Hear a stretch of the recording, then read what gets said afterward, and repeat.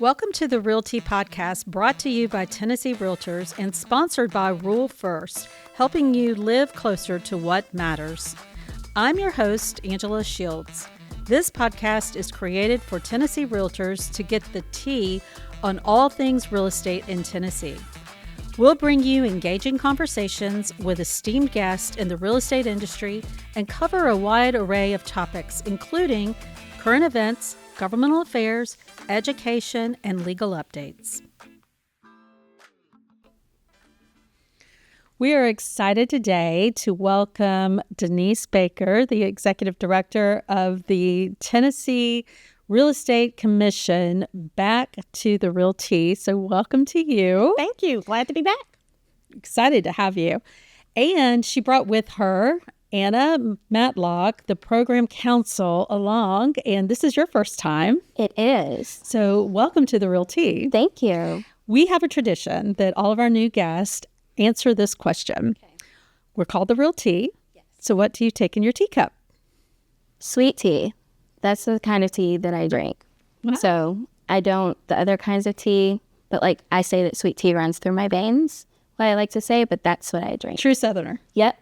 That's awesome. True Southerner. I love that's sweet tea. The sweeter, the better. Yes. You know, I had a stint where I was out in Texas for a period of time, and you could not find sweet tea anywhere. I know. It's very sad when I have to add, like even adding the sugar myself, I don't care for it that way. No, it's not cooked in it. No, it's not.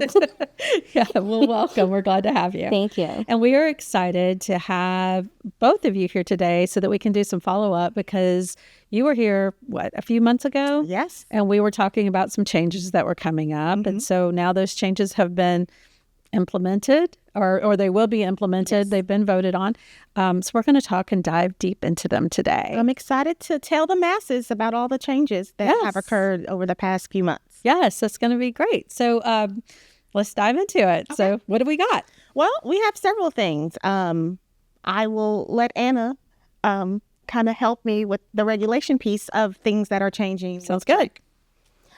So we've got a couple of things that are changing statutorily and then rules-wise. So General Assembly convened this past year and they ended in April. And we've got a couple of things that have come into effect and a few that are going to be coming into effect beginning.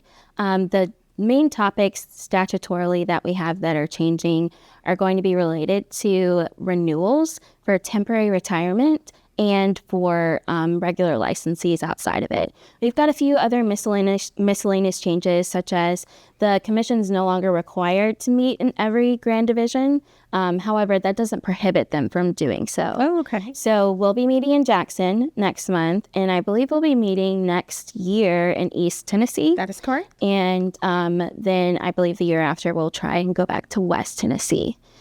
So that's one change that's occurring. And then for the renewal cycle changes, we're going to see in temporary retirement. So individuals that have their license lapsed while in temporary retirement have some changes when it comes to reinstating that expired license. So persons are required to pay that their back renewal fees, any penalty fees, and then there's the option of either submitting all of the continuing education that lapsed during that time period, mm-hmm. or completing the 30-hour TREC course. So in that situation, if it's more than 2 renewal cycles, the TREC course would make more sense. But if it's 1 renewal cycle, maybe just take the 16 hours if that is required for you to do. Also, when it comes to regular individuals that are required to be licensed, we have capped that penalty fee for individuals that are required. It's been capped at $1,200. So reinstatement of an expired license would require payment of all back renewal fees, that penalty fee, forever, whatever the duration is, and then completion of the TREC course. And so that's going to apply to individuals. Right now, statutorily, it says if you've been expired for more than 2 years. However, we're asking the commission to review individuals that are more than 1 year, but between that 2 years to apply the same logic. So payment of renewal fees, payment of penalty fees, and the 30-hour TREC course. So, if just to clarify for everyone, if you just totally let it expire, that's not if you put it on inactive. Correct. Okay. So, inactive is the same as temporary retirement. Okay. And during that time period, you are not required to complete continuing education. It's just you would need to submit that renewal fee every 2 years. Gotcha. Okay. And then the last change is probably a change that a lot of people are interested in, is going to be related to continuing education for certain brokers. So right now we have categories of brokers that are grandfathered. And so what is going to be changing beginning January 1st, 2026, is those persons that were previously grandfathered, but supervised affiliates are required to now complete continuing education. And we're getting a lot of questions on that. Yes, I'm sure. But it only applies to brokers that are supervising affiliates. So if you are not supervising affiliates and you're by yourself, like out on your own shingle, then you would not be required to submit continuing education. We are actually getting questions on, is that one or more? Is that, how many is that? Well, I would like to break it down. If you are a firm of one, you are the only person licensed at your firm, you do not have to take continuing education. You're still grandfathered. You are still grandfathered. However, if you are a firm and you're the principal broker of that firm and you manage another broker, another affiliate broker, anyone else within your firm that is licensed, you are now required as of January 1st, 2026 to take continuing education. And it's 16 hours, 6 hours of a core course and 10 elective hours.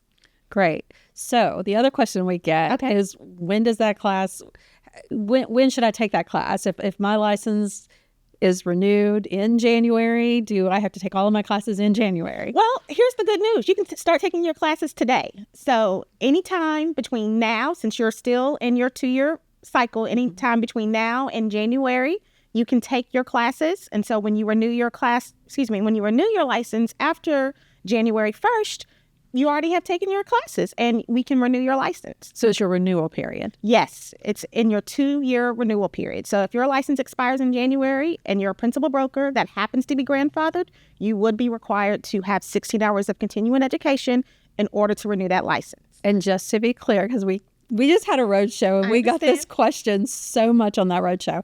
If they've already taken classes that would apply, they can use those classes. Yes. In that renewal period. If it's in your 2-year renewal period, yes. Great. So nothing from like 5 years ago, but within the past 2 years. That's good news. That's good news. So many thought that it started that day and they only had so many days to take it. Well, I am glad we can clear up that misconception. That is not the case at all. You can start taking your classes now and be in compliance by the time your renewal cycle rolls around in January 2026. And it'll be here before you know it. So please, if you're a principal broker that happens to be grandfathered, please take your continuing education, because if not, we're going to have to find another principal broker in your firm, or we're going to have to make some alternative arrangements, but it will not allow you to be the principal broker of that firm any longer.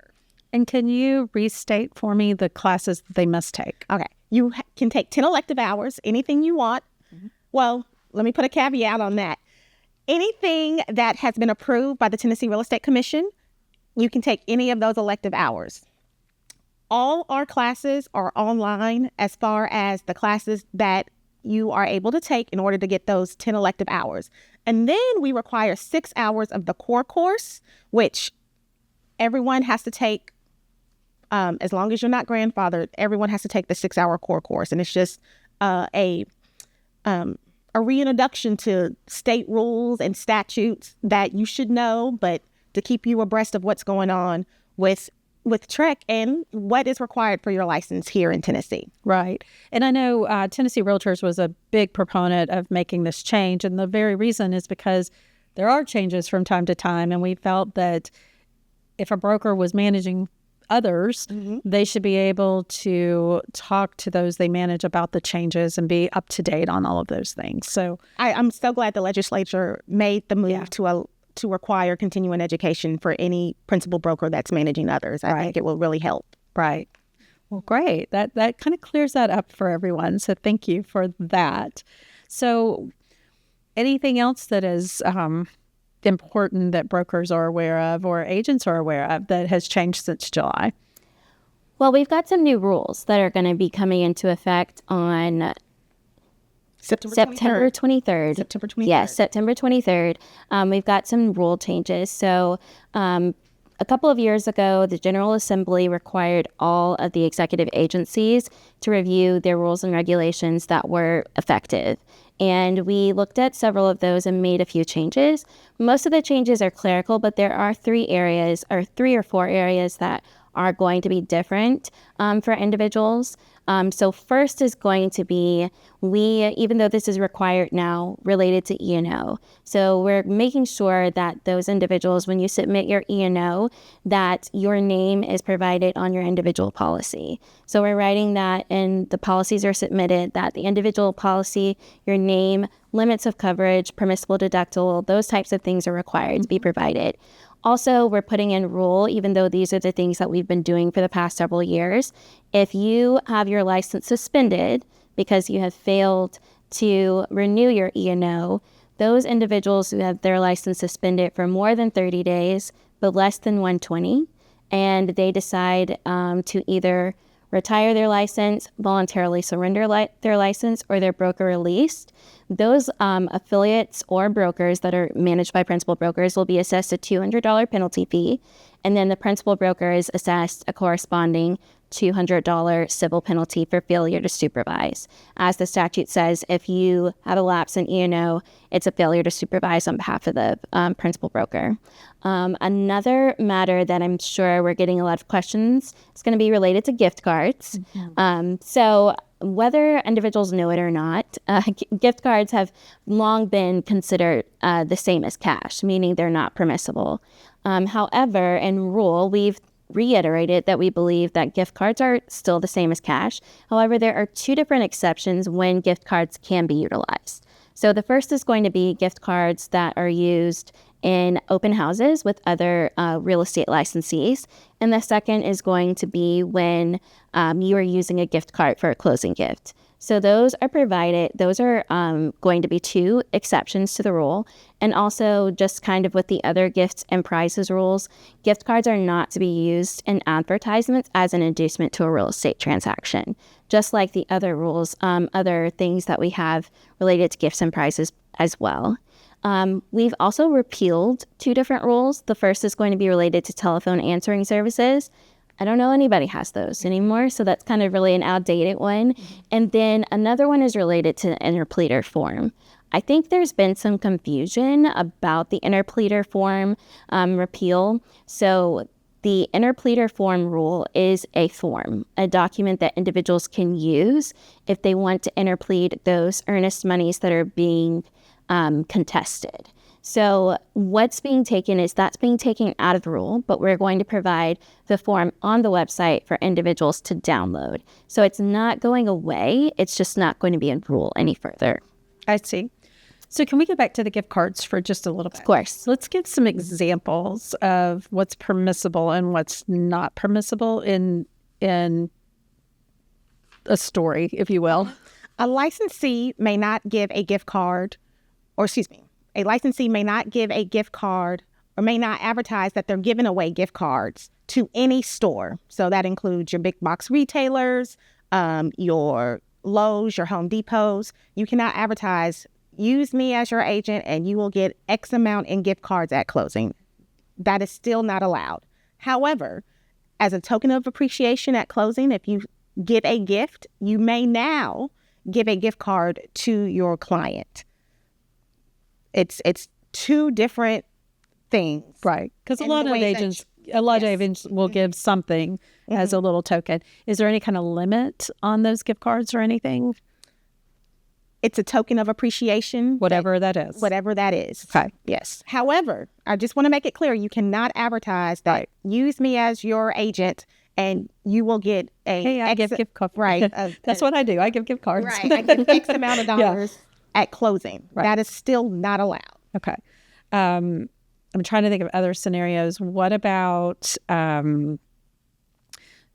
you said that about like open houses. So they can have gift cards at open houses? Well, there's a caveat to that. It has to be a broker open house. I see. Okay, so let's make that clear. Yes, it has to be a broker open house. I know many agents get together on Tuesdays to go look at their listings. So caravan type things. Right. Yeah. So if you have a broker open house and it as a inducement to them coming to your home to view the property that you have listed, and you offer a gift card, that is allowed. However, if you have an open house for the general public and you try to say an inducement to come and look at this home, you may win a gift card. That is not allowed.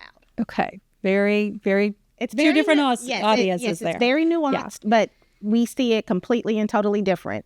That's very good to know. And I just want to reiterate that this isn't really much different from how the commission has viewed gift cards in the past. Now, the gift cards permissions for that we've had, the 2 exceptions, those are new. So, but gift cards generally prior to this were not considered to be permissible. Sure. So those are the 2 things that we want people to be aware of when it comes to those matters. Well, thank you for clearing that up. I think that's very good information. Okay. Any other rule changes or anything that you want to talk about before? I think we've covered them all, if I'm not mistaken. There is one rule change that's related kind of to individuals that are looking to obtain license and have a criminal conviction. So right now in the rule, it states that if you have been released from prison or released from incarceration, I apologize, parole or any type of like probation, it states that you could not sit for examination for 2 years from whatever the latest date is. So, however, the commission has not been putting that rule into effect. In 2018, the General Assembly passed something called the Fresh Start Act, which was designed to allow individuals that had been convicted of certain criminal convictions, mostly those lower level drug crimes, the ability to obtain licensure. Previously, there was a lot of boards and commissions had a bar if you had any type of felony or misdemeanor. So that's to allow individuals in those circumstances the ability to get back on their feet, obtain types of licenses. So what we've been doing in that interim for those individuals that fall into that 2-year period, they've been required to come before the commission in an informal appearance capacity. So that portion of the rule is being removed. And the reason is because it was determined by the Attorney General several years ago that this rule ran afoul to the statute in place for the Fresh Start Act. So that doesn't mean that individuals that have been convicted of criminal convictions are just allowed to be licensed. The 10-year look back and related still is in place. It's just these 2 years related to release of parole, probation, a release from incarceration. Those individuals, that time period, are not required to wait 2 years before applying for licensure. That's good information as well. And that's for prospective licensees. Sure. If you're currently licensed. Sure. Mm-hmm. Now, if you are currently licensed and you do have a conviction, you do need to report that to the Tennessee Real Estate Commission in writing. Right. So nothing has changed with Nothing has changed there. So I just want to make that distinction as well. What Anna was speaking about is for prospective licensees. However, if you are a current licensee and you have a conviction, please let us know in writing. You can email us at trec.info@tn.gov and we will get that recorded appropriately. And we'll make sure that's in the show notes as well. Yes, for sure. Yeah. Rule First not only lends rule, but lives rule too. And as a cooperative, they can offer products and services other lenders aren't able to. From construction to land loans to financing homes in the country, they'll walk you through the process to make your rural dreams a reality. And because community matters, they're committed to investing in the communities they're a part of. Learn how you can get closer to what matters at rulefirst.com. Rule First is a registered trademark of Farm Credit Mid-America, NMLS 407249. Equal housing lender, loans subject to approval and eligibility. So moving on from a license, getting licenses, let's talk about trends on complaints that you're seeing. What we always like to hear, so brokers can talk about what they should warn their agents what they should not be doing. So let's have a conversation about what you're seeing. Well, I think there are three main complaints that we see: advertising, E&O insurance, and failure to respond to a complaint. So I kind of want to break all those down with Anna's help about those three complaint types. So As far as advertising is concerned, please be mindful that the name of the broker you work for, the firm name, has to be on any and all advertising, in addition to the firm's phone number.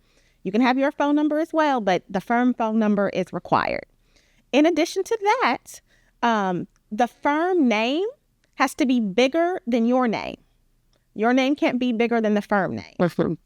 That is a rule, and so we have to abide by that rule that we have as far as advertising is concerned.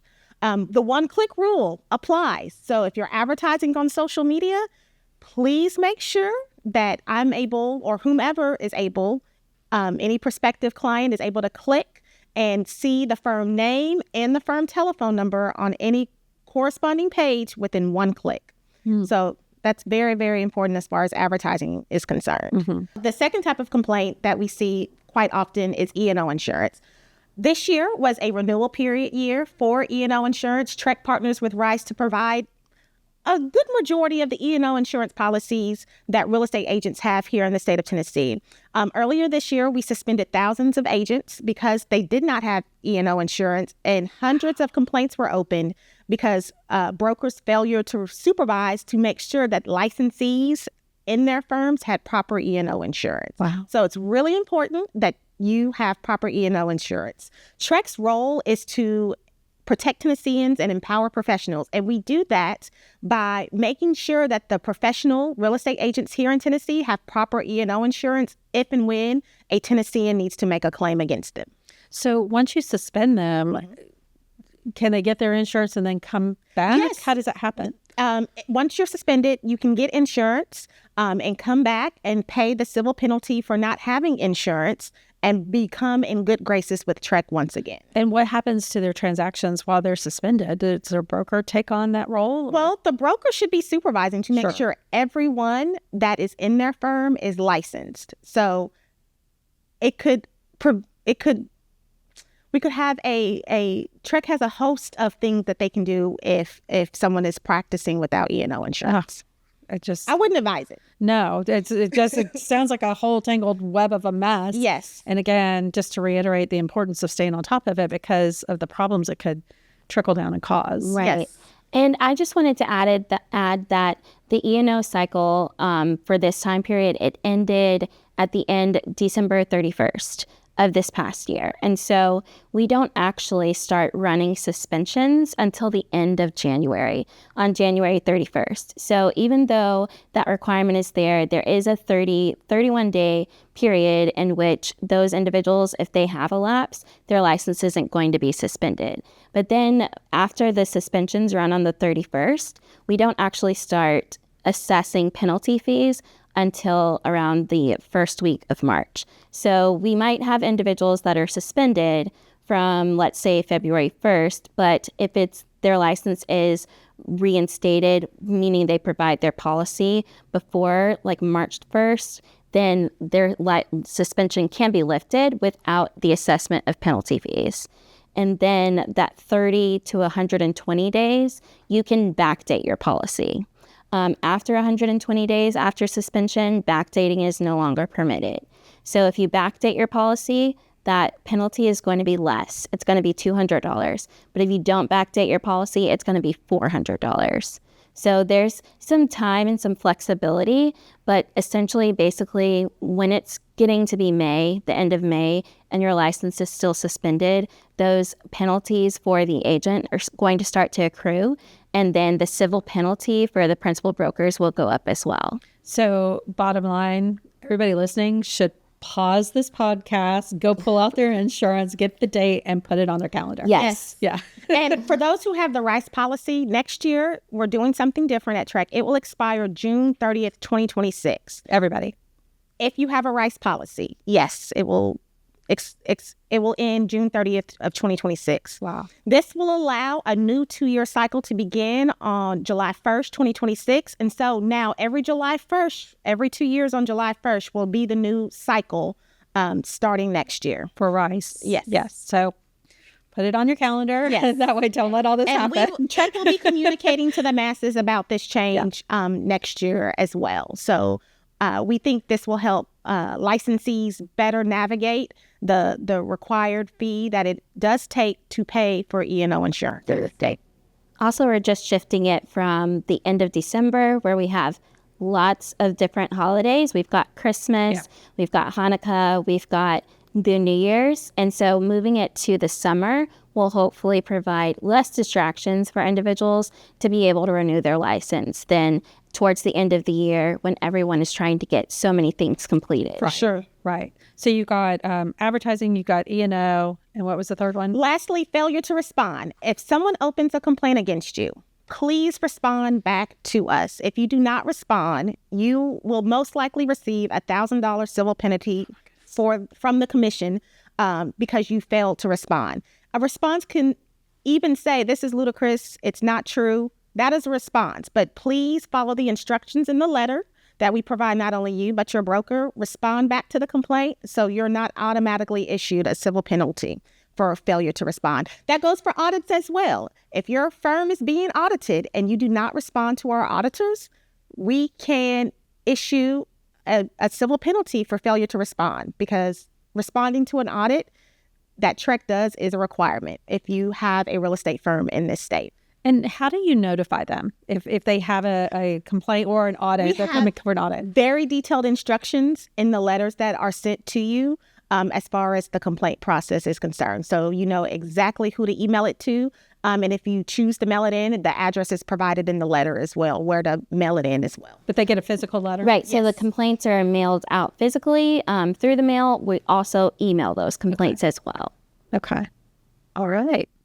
Any others that come to mind? Those are the top three that we issue civil penalties for. Also, broker supervision, that's kind of important, knowing what your agents in your firm, what they're doing. I would imagine, especially with property management, you see that from time to time. Yes.